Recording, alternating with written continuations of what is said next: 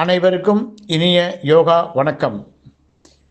கொத்தவரங்காய் நுரையீரலுக்கென்றே இயற்கையில் படைக்கப்பட்ட அற்புதமான ஒரு காய் கொத்தவரங்காய். இதை அதிகமாக யாரும் சாப்பிட மாட்டார்கள்.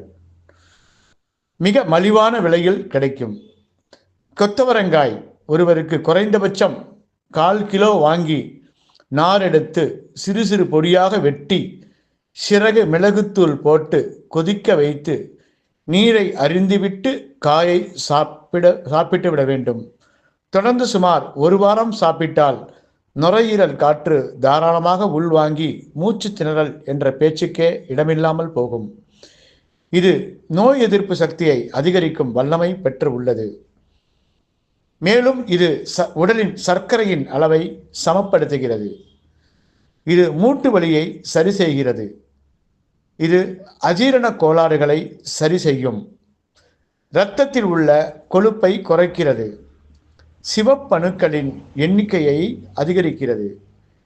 இதய நோய் வராமல் தடுக்கிறது. நல்ல வலி நிவாரணி மற்றும் கிருமி நாசினி. இரத்த அழுத்தத்தை குறைக்கிறது. இரத்த சோகைக்கு நல்ல அற்புதமான மருந்து. குழந்தைகளின் எலும்பு மற்றும் முதுகு தண்டு வளர்ச்சிக்கு மிகவும் நல்லது. இந்த ஏராளமான பயன்கள் உள்ள கொத்தவரங்காயை நாம் அதிகம் பயன்படுத்துவோம்.